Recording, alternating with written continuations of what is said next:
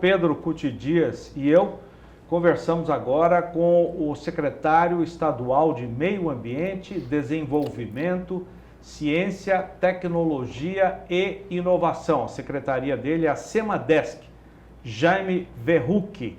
E o nosso objetivo aqui é tentar entender como Mato Grosso do Sul se candidata a modelo para o mundo de um estado de produção sustentável, inclusive com a meta de se transformar numa unidade da federação carbono zero nos próximos 6, 7 anos. Secretário, tudo bem? Tudo bem, Obrigado. Boa tarde. Tudo ótimo. Que bom. João Pedro, boa tarde. Boa tarde, João. Obrigado. Secretário, como é que Mato Grosso do Sul, que já foi candidato já nos últimos 4 anos, a permanecer nessa dianteira de se transformar nesse modelo, esse potencial gigantesco? Bom, a gente, em 2017, na verdade, a gente tomou uma decisão, junto com o ex-governador Reinaldo, de ter uma meta, uma diretriz, naquele momento aquilo era muito ligado a uma diretriz, olhando para a possibilidade do território sul-mato-grossense se tornar um estado carbono neutro. E a partir daí a gente começou a definir uma série de atividades. E obviamente que a grande base disso é a agricultura e a pecuária. Esse é o grande foco. Nós não podemos falar em descarbonização da economia sem falar na agricultura. Na COP, até agora, a gente ouviu um termo que eu achei bem interessante, que é muito o que o João tem destacado. A agricultura ela tem uma capacidade não é de descarbonizar, é de recarbonizar. Eu acho que esse é um termo muito interessante quando a gente fala... Qual a diferença, secretário? A diferença é a seguinte, porque normalmente a descarbonização ela está linkada àquela atividade poluente. Então vamos pegar uma indústria que tenha emissões, como é que ela se descarboniza? Ela vai e compra um crédito de carbono de alguém que seja negativo em crédito e descarboniza. Então, a rigor, a atividade dela não mudou, mas ela, através da aquisição de um crédito, ela virou neutra. Enquanto que a agricultura ela tem uma capacidade de realmente se recarbonizar. No momento que nós temos atividades sustentáveis, nós temos recuperação de pastagem degradada. Então, existe um processo que a própria agricultura ela vai gerar efetivamente a carbonização. Então, acho que essa diferenciação ela parece sutil, mas não é. Quando se fala em descarbonizar, é o caso da pecuária, que é muito discutido aqui. No nosso inventário que a gente fez em 2018, a pecuária é emissora de metano. Como é que se descarboniza a pecuária? A princípio seria muito simples, ou você reduz o rebanho, ou você compra um crédito, esse produtor, e fala assim, ó, está descarbonizado. Mas isso não mudou, não teve uma adaptação.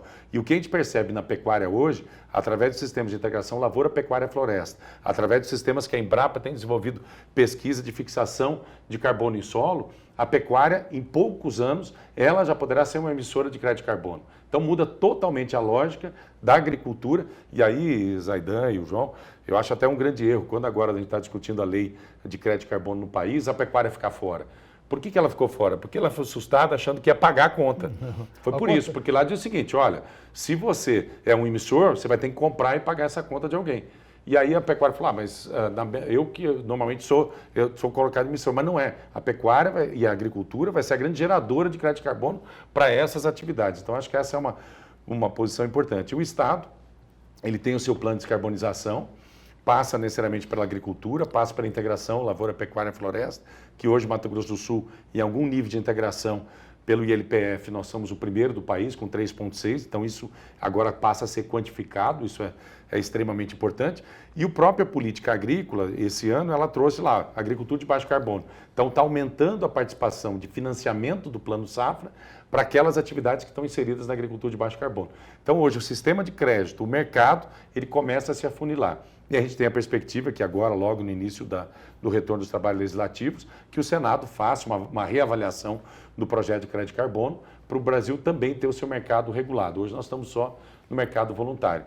E só para terminar, o Mato Grosso do Sul, quando a gente fala desse que chama rede mais jurisdicional, essa história de você pegar um território e fazer, isso está na lei e os estados têm feito isso. Tem que evitar, obviamente, uma preocupação da lei correta, essa dupla contagem. Nós temos que, se o João já tem uma propriedade, ele já fez, eu não posso, obviamente, contar isso novamente. Então, esse mercado ele vai exigir ainda muita tecnologia para que efetivamente a gente tenha uma descarbonização ou um Mato Grosso do Sul carbono neutro. E é importante destacar, quando a gente fala carbono neutro, não é que todas as atividades do Mato Grosso do Sul não vão ser emissoras. Nós vamos continuar, nós vamos ter uma termoelétrica, ela não tem como zerar, ela vai ter que comprar esses créditos. Então, quando a gente fala Mato Grosso do Sul, estado de carbono neutro, é que no conjunto das atividades da economia, a gente tem a neutralização. Secretário, vocês têm uma posição muito proativa.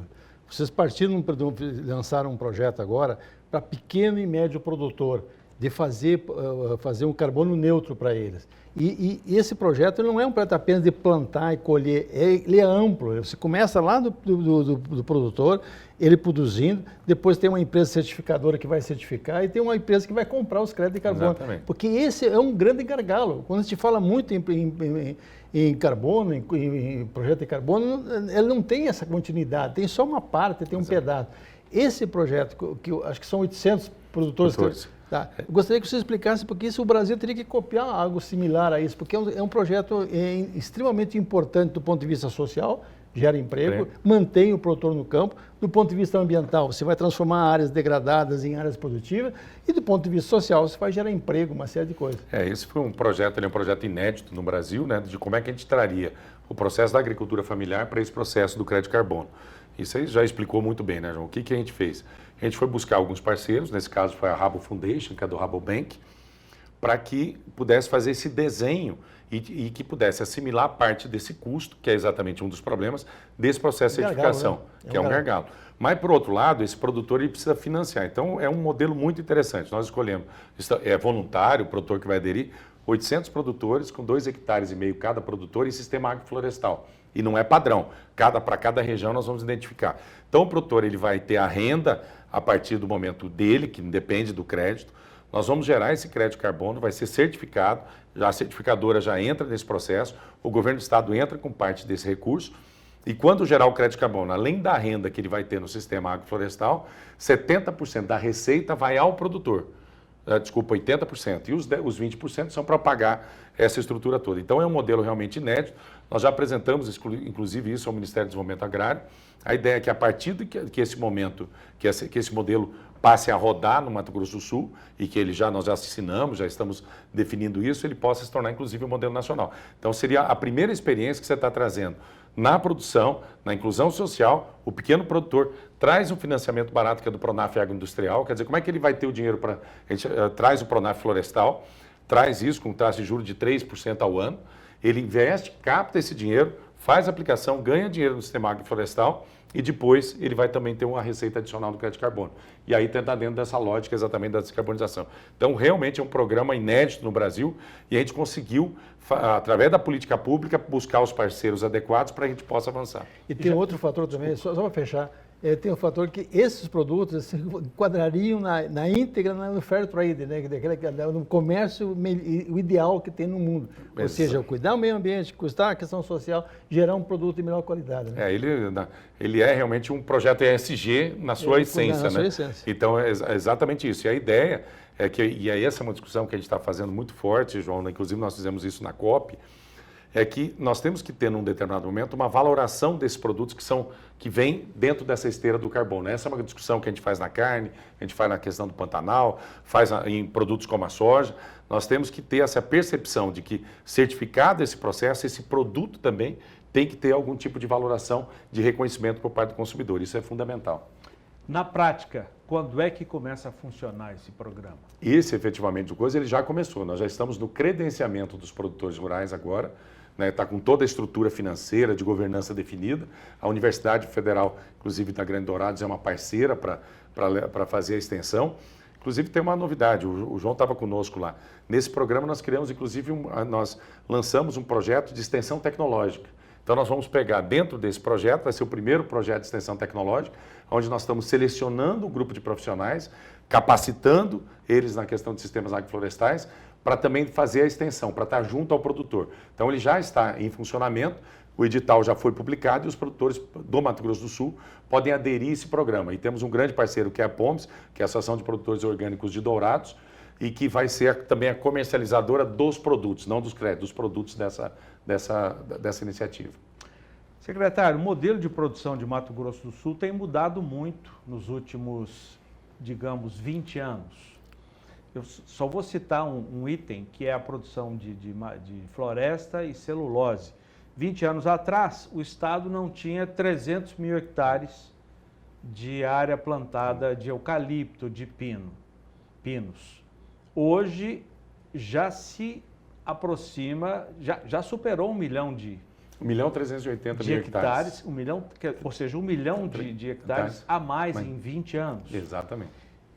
O que tem provocado tanto essa mudança no modelo de produção de Mato Grosso do Sul? Então, Zé, eu acho que assim, acho que a gente pode botar um número, vamos botar aí os últimos 8 anos, só para a gente ter uma referência. Nos últimos 8 anos, nós tiramos das áreas de pastagem do Mato Grosso do Sul, 3,5 milhões de hectares que saíram da pastagem e foram para outro sistema de produção. Desse total, 1 milhão, você já fez a conta, mais ou menos 1 milhão foi para a área de eucalipto. Então, toda essa região da costa leste, 1 milhão para eucalipto. E aí teve um outro movimento interessante. 1,5 milhão foi para a soja. Nós saímos de 8 anos atrás de 2,5 milhões, nós somos esse ano um estado de 4 milhões de hectares de soja. Então, essa diversificação do processo da economia, e lembrando, quando a gente saiu 3,5 milhões de hectares da pastagem, nós estamos com o rebanho igual de 19,5 milhões, com a taxa de desfrute aumentando, porque houve uma intensificação, e o abate aumentando. Então, nós temos um abate hoje em torno de 3,5 milhões de cabeças ano, e o abate aumentando. Então, é interessante como essa dinâmica da economia agrícola do Estado, nós tivemos uma modificação significativa da diversificação e da ocupação dessas pastagens por várias culturas, não só da questão do eucalipto, ou não só da soja. E caminha agora para algumas questões de diversificação, né? Nós não tínhamos amendoim, hoje nós já temos amendoim sendo produzido no Estado, o sistema de pivô está permitindo isso, de recomposição de pastagem. Temos aí uma meta, Zaidan, de curtíssimo prazo. Nós queremos aproveitar esse problema do greening em São Paulo e no Paraná. Então, 40% desses pomares não vão poder ser recompostos no estado do Paraná. Então, nós já criamos um programa, já estamos com projetos aí de mais de 200 milhões, com vinda de investidores, com terras, para fazer também produção de laranja em nosso estado. Então, qual região? Toda essa região também é essa região de eucalipto. Ela começa ali de Três Lagoas, nesse Inocência, até para uma logística. Até a gente chegar aí num nível adequado, essa laranja vai ser encaminhada para a indústria de São Paulo. Então, é nessa região também, essa mesma região que está tendo essa expansão do eucalipto. Mas ali nós temos a produção de eucalipto de 1.380.000 hectares. A área toda dessa região é mais de 8 milhões de hectares. Então, ainda tem um processo de expansão significativo. Então, o Mato Grosso do Sul realmente ele passa por um momento importante, eu não chamo nem de transformação, é uma transição sobre a lógica da sua economia agrícola e uma transição sobre a lógica da sua economia agroindustrial.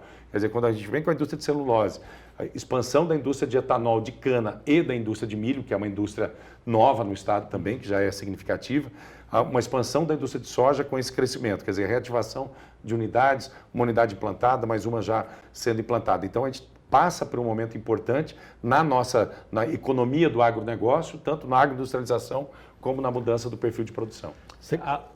Por favor. Secretário, antes da entrevista, você comentou a respeito do potencial do Mato Grosso do Sul de crescer em grãos, especialmente soja, e, consequentemente, uma segunda safra, milho e outras culturas. O grande problema nosso não está aqui no Estado, está fora do Estado, que é a questão da logística.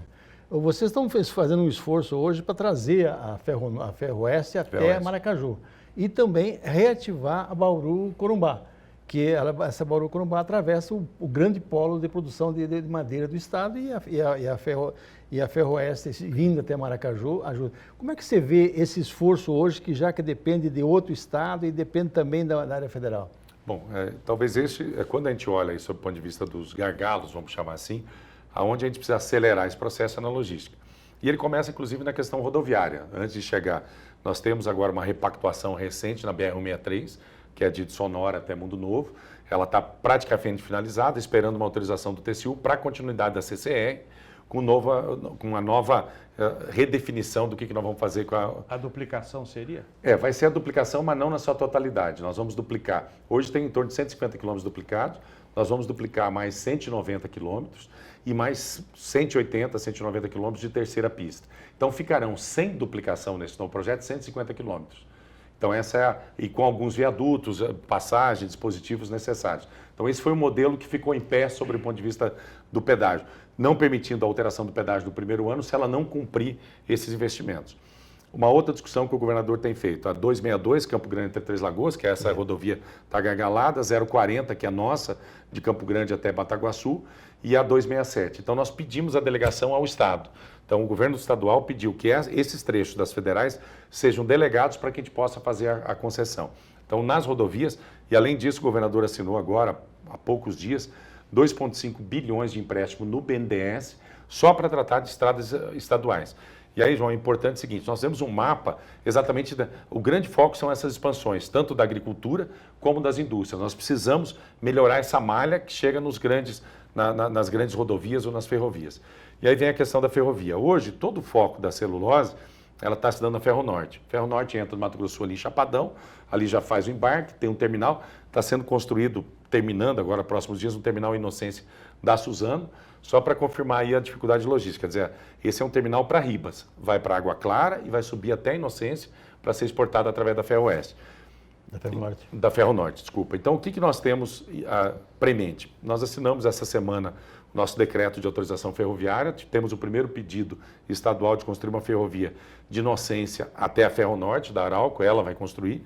Temos um pedido da Eldorado construir 90 quilômetros até Aparecido Taboado, mas tudo isso depende da gente, eu acho que o grande curto prazo agora, nós temos dois focos. É a Malha Oeste, a Rumo ficou com a Malha Oeste, então a gente está rediscutindo até a rebitolagem e tal, para dar essa vazão para a celulose, toda a celulose nossa vai para Santos, todos eles têm terminais privados, então esse é o caminho da celulose. E aí, João, voltou uma discussão agora, de novo, que a gente tinha deixado ela um pouco para trás, porque ela nunca se mostrou a hidrovia de Tietê-Paraná. Ela foi uma discussão forte, antiga. É que a seca atrapalhou muito. Isso. Tirou. E agora sim, o ministro Tarcísio, o governador Tarcísio começou a fazer a derrocagem lá de Arvandava, que estava lá atrás, que é um gargalo, e também no parque saiu a questão da inclusa de Jupiá. Então a gente começou agora, isso eu estou falando de 2 semanas agora, a olhar um pouco de novo a questão hidroviária no Rio Paraná, Tietê-Paraná, como uma das opções logísticas. Mas a prioridade nesse momento é a ferrovia, é a Malha Oeste. Esse é o foco que nós vamos dar agora. O governo federal criou um grupo há 3 semanas atrás para rediscutir Malha Oeste. Esse é o nosso grande foco de curto prazo. Agora, precisa de arrecadação o Estado, né? Precisa. E, paralelamente, o governador decidiu não aumentar o ICMS. Como fazer para aumentar a arrecadação? Veja o seguinte, novembro agora foi o recorde de arrecadação de toda a história do Mato Grosso do Sul. Recorde, o mês de novembro. Então, a decisão do governador... Qual setor contribuiu mais? Na verdade, ele foi muito diverso. Na verdade, o que tem ajudado é a dinâmica da economia. A dinâmica da economia, com esses investimentos sendo realizados, né? Agora, numa composição, nós sempre temos a questão do combustível, que é importante, que hoje não é mais a líquida, é o ADREM, né? Então, toda vez que você tem um impacto, combustível, energia, telecomunicações, são os principais itens de arrecadação. Mas a movimentação econômica é o comércio, na verdade, que gera 60% do nosso ICMS, que é todo decorrente dessa movimentação econômica. Então, todos esses investimentos que estão sendo realizados, a Receita do Mato Grosso do Sul, o governador Reinaldo, nos primeiros 4 anos, fez um grande ajuste, teve aumento tributário naquele momento, mas nós estamos crescendo praticamente aí, nos últimos 6, 7 anos, a arrecadação real a 6,5%, decorrente da expansão das atividades econômicas. Quando eu ponho 1,5 milhão de hectares de soja nesse montante, o milho foi safra recorde, agora 14 milhões, quando eu coloco tudo isso dentro da atividade econômica, então o Estado hoje, financeiramente, ele tem crescido 6,5% ao ano. E ele está com equilíbrio fiscal, está com 48% de folha, muito bem ajustado. Então, uma das decisões do governador, porque esse não aumento, ele não significava nada, Zaidan, no curto prazo para a gente. Era só um problema. A reforma tributária gerou um efeito meio esquisito, que era, dado um futuro índice, você aumentaria hoje. Então, o primeiro efeito da reforma tributária foi o aumento do tributo. E o governador tomou a decisão... Lá para 2032. 2032. Então, hoje, se a gente tivesse aumentado o imposto, ele daria na nossa receita 700 milhões de reais ano.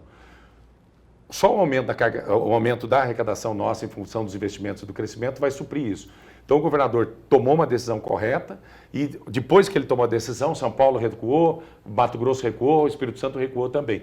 E São Paulo recuando é bom que São Paulo que aumentava muito o índice. Então, a decisão do governador foi correta para manter a competitividade da economia sul-mato-grossense. Então, esse foi o objetivo, porque o equilíbrio fiscal, tanto que nós pudemos pegar 2,5 bi de empréstimo agora, ele está adequado. Então, a gente acredita que os investimentos todos, crescendo a economia, a gente não vai depender desse aumento de alíquota. Mas, Jaime, tem outro fator que tu não comentou, que é o plano de emprego. A hora que a economia está ativa, você não tem, quem não trabalha é quem não quer, porque tem, e a preocupação do governo também em melhorar a qualidade, a capacitação desse pessoal. Agora, mais uma, você é craque na questão de carbono.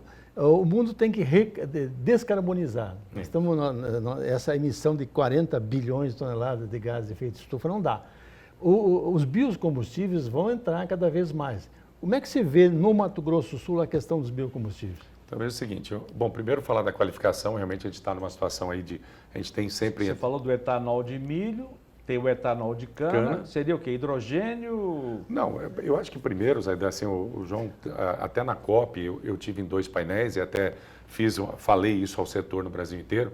Acho que o Brasil se posicionou pouco, não mal, pouco, aquilo que foi apresentado na questão da COP, sobre o ponto de vista da dimensão do biocombustível. Veja o seguinte, uma das discussões que se faz no mundo inteiro, começa a discussão de biocombustível e alimento, né? Porque começa de novo essa ultrapassada para nós já essa discussão.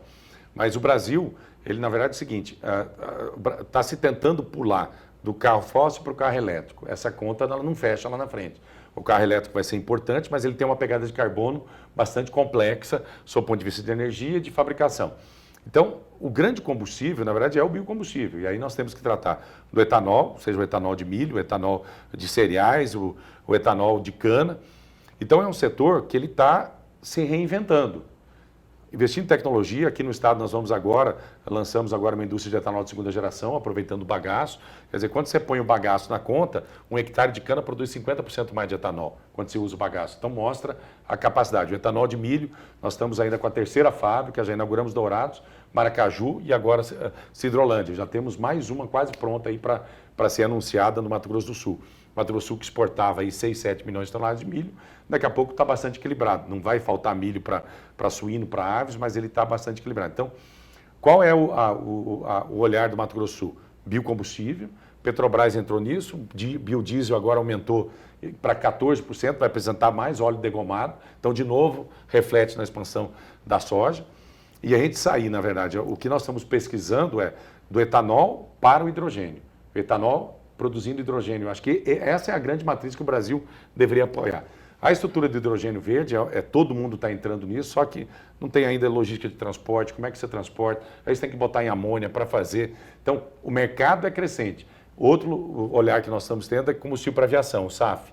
É uma outra, nós já estamos discutindo com algumas empresas, que esse, na verdade, é um produto de alto valor agregado e que ele pode sair do etanol, depende de pesquisa que está sendo desenvolvida. Então, o nosso foco aqui é exatamente o biocombustível. A gente acredita que esse é o caminho para a geração de energia sustentável.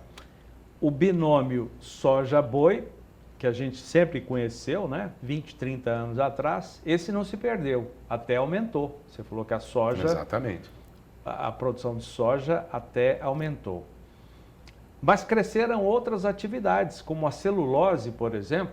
O que aconteceu com o mercado de celulose de Mato Grosso do Sul, que hoje é o maior exportador? Isso, maior exportador de celulose. E tem 2 grandes indústrias sendo construídas. Isso. Onde é que vai parar isso? Então, veja o seguinte, a gente fez um plano estadual de desenvolvimento da celulose e de eucalipto.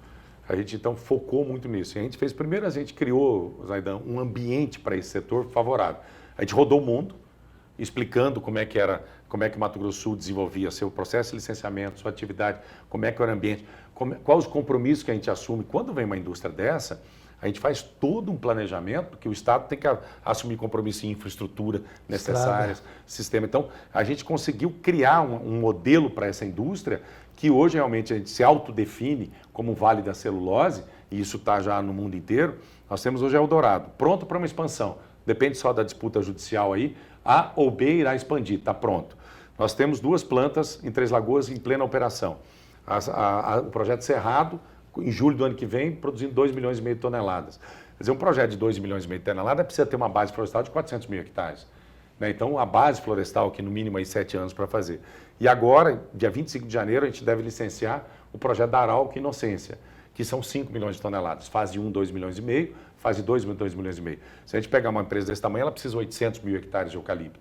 Então, quando eu falo, e eu brinco muito com o pessoal de Minas Gerais, Minas é o principal produtor hoje, então no horizonte que eu tenho, em 3 anos eu devo passar Minas em área plantada de eucalipto, né, sem nenhum problema. E quando a gente fala em exportação de celulose, a produção hoje, a Bahia tem 500 mil toneladas, então Mato Grosso do Sul, em 3 anos, ele será o maior produtor de celulose, maior exportador e terá a maior área de produção de eucalipto. E isso toma toda a área? Não, vou dar um exemplo simples, a gente faz alguns estudos. Santa Rita do Pardo, um município de 1,2 milhão de hectares, tem 380 mil hectares de eucalipto, está ali, está no meio da celulose. Ribas, um município enorme, tá? Tem 30% do território com eucalipto. Então, permanece a atividade pecuária, a gente está incentivando também alguns produtores a fazer a integração pecuária-floresta, que tem modelos bem interessantes aí, inclusive a própria carne carbono neutro do estado, ela é num sistema de integração de eucalipto, aí não para celulose, é eucalipto para madeira, com pastagem e que certifica a carne carbono neutro. Então, agora a gente tem a carne baixo carbono, então a gente tem esse trabalho todo. E aí, só para finalizar, a gente olhando também na carne para o Pantanal, né? A gente acabou de fazer uma lei do Pantanal, a gente acredita muito na valoração, dentro do processo de sustentabilidade, na carne orgânica e sustentável do Pantanal. Acho que o Pantanal entra, nesse momento, num grande escopo de valoração dessa carne, para que a gente consiga um preço diferenciado, seja para o bezerro ou para o boi terminado. Outro dia conversamos com o presidente da Associação Pantaneira de Pecuária Sustentável, né? Essa carne vai ser para ser apresentada na COP de Belém.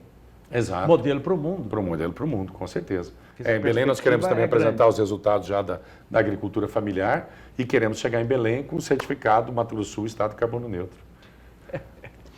Agora, secretário, para quem não atua nesse segmento, soja, boi, celulose, quais são as oportunidades que surgem em termos de geração de emprego, geração de empresas que vão atender todo esse pessoal?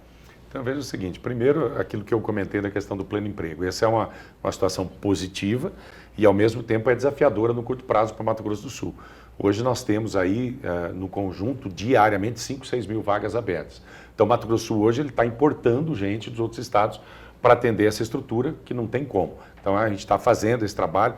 A gente lançou recentemente um programa de qualificação com o sistema de voucher. Essa é até agora, semana passada, entreguei as primeiras carteiras. Num determinado momento, que é tudo setor do agro, nós tínhamos 500 caminhões parados no estado por falta de motorista DIE. Nós levantamos transportadora por transportadora. Ó, meu caminhão está parado. A Aral comprou 70 caminhões para operação florestal e não tinha motorista. Então nós queremos um programa, uma carteira de motorista DIE, custa hoje em torno de 6 a 7 mil reais para a pessoa fazer. Entramos com uma lei, zeramos a taxa do Detran, fizemos uma parceria com o SES Senat, montamos uma agência do Detran dentro do SES Senat e as pessoas agora fizemos horários alternativos, que muitos trabalham. Então eu pego uma pessoa muitas vezes que ganha hoje 2 mil reais, num caminhão ela vai para 3 mil, 4 mil, 5 mil reais. Então esse é um programa, a gente está olhando muito na qualificação, qual é a demanda. Qual é a demanda? É criar um programa de qualificação vinculado a esse perfil. Acho que isso é importantíssimo, porque falta na celulose a pessoa para plantar, para colher, para estruturar, são marcas significativas. Então esse é um trabalho que a gente está fazendo. E o outro, que você colocou muito bem, a gente está olhando muito essa diversificação. Então quando a gente vai, por exemplo, para a irrigação, que ainda é tímida o desenvolvimento da irrigação no estado, agora a gente está criando os programas, financiando, você abre um leque de opções de diversificação da base produtiva. Quando você vai para a irrigação, fala, opa, o que eu posso botar no pivô? Você muda totalmente a configuração. Isso já aconteceu, como eu comentei, a gente trouxe a Mato Grosso do Sul, a Caçu, que é uma principal cooperativa de São Paulo, que trata com amendoim, já está se instalando, já instalou a loja em Bataguaçu e agora a indústria de beneficiamento. Então, nós saímos do zero e esse ano a gente já está fechando com 10 mil hectares de amendoim. Então, começa da laranja que eu comentei. A gente fez um trabalho em São Paulo, mostrando o potencial de Mato Grosso do Sul. Conseguimos trazer esses empresários para cá. Já fizemos um modelo de defesa sanitária, que é fundamental, e já temos aí acertado mais de 300 milhões. A laranja vai ser esmagada no estado? Não, ainda não. Nós temos que ter uma escala. A gente consegue um esmagamento quando a gente chegar a 20, 30 mil hectares. Por enquanto, a escala tem que ser muito grande, industrial, para fazer isso. Por enquanto, não. A gente tem um horizonte aí que isso possa acontecer daqui a uns 5 anos para que faça esse processo da laranja. E a mesma coisa, milho. Agora nós estamos num programa, João, acho que isso é importante destacar aqui. Esse ano, Zaidan, nós tínhamos 4 milhões de hectares plantados de soja. Eu consegui converter para milho 2 milhões e 300. Então eu falei que 1 milhão e 700 mil hectares não foram para milho. Parte deles foram para pastagem e parte ficou com algum tipo de cobertura verde. O que nós vamos fazer agora? Um trabalho para sorgo. Essa área que eu não consigo chegar para uma questão climática e eu tenho contrato de sorgo. Então eu consegui fechar agora com as empresas que elas façam um contrato de sorgo com o produtor, entreguem dourados e tal, para a gente incentivar o sorgo nessas áreas, que tem menor risco climático e tal. Qual é o problema do sorgo? Era demanda e preço. a gente conseguiu botar demanda, preço e semente quem compra. Então a gente quer incentivar exatamente para esse 1 milhão. Tem que fechar o circuito.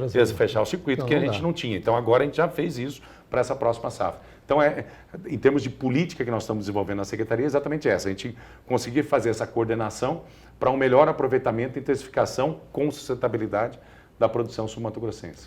E você tendo milho, sorgo e farelo de soja, está aumentando o suíno e aumentando a ave. Com certeza. Porque é o básico da produção. A suinocultura no estado continua crescendo muito. Aí nós temos investimentos da JBS, da Aurora e da... Tem mais uma. Na suinocultura, na avicultura, também a Belo, fazendo todo o investimento aqui no estado de Mato Grosso do Sul. Então, são setores que não vão parar de crescer aqui no nosso estado, que é a avicultura e a suinocultura. Quais outros setores? Então, acho que se tem esse potencial. Não, nós trabalhamos hoje com a avicultura e suinocultura, na agricultura com essa diversificação, como eu coloquei a questão de sorgo, a questão de milho, expansão ainda de soja. A pecuária, que nós entendemos que cada vez ela se torna mais sustentável e ela consegue avançar de maneira significativa, né? Questão do milho, questão dos citros, acho que ela começa a fechar e aí nós conseguimos inserir, obviamente, a agricultura familiar nisso, né? O desafio, normalmente, que a gente não ultrapassa é do leite. O leite a gente não conseguiu achar uma modelagem ainda para o estado, a gente produz pouco, com baixa produtividade. Né? Mato Grosso, que tem o maior rebanho, também tem essa dificuldade. Tem essa dificuldade também. Então, esse é um modelo ainda que a gente está procurando achar qual é o modelo ideal para o Mato Grosso do Sul. Acho que precisa aumentar o consumo, né? A partir daí é que você vai estruturar esse modelo de produção. João. Não, eu acho que isso aí, secretário, essa diversificação é importante para você segurar o homem no campo. Nos estados do sul do Brasil, criou-se uma classe média rural no campo graças a isso aí. É verdade. O frango, o suíno, etc. E nós temos condições excepcionais para fazer esse trabalho. Porque nós temos gente, nós temos estrutura de pesquisa, vocês hoje, o governo investe na pesquisa também, financia a pesquisa. Eu vejo o pessoal da extensão rural aqui no estado usando insumos locais, fosfato natural, usando remineralizadores, procurando usar os insumos que nós temos, inclusive para ter uma pegada de carbono menor. Exatamente. Assim, o governo nós temos a Fundação de Pesquisa, e nós criamos o nome da secretaria, também daí o nome da Ciência e Tecnologia, uma área específica para desenvolvimento. Temos recursos do Fundems, que a gente tem usado, além de Embrapa, Universidade, muitas fundações, para fazer esse trabalho mais prático, né? Hoje só a Fundação MS, acho que tem mais de 34 parcelas no estado, nas fazendas, fazendo avaliação. Como foi do sorgo agora. A gente começou o sorgo, é uma cultura dominada, mas já estamos fazendo campos para mostrar ao produtor como é que ele desenvolve. A mesma coisa a variedade de soja. Quando a soja entrou em Ribas, Cacilândia, nessas áreas com teor de argila muito baixo, nós testamos mais de 70 variedades financiadas pelo governo para testar quais seriam as variedades adequadas de soja para essas áreas com menor teor de argila. Então, a gente, através do sistema de pesquisa, a gente tem desenvolvido.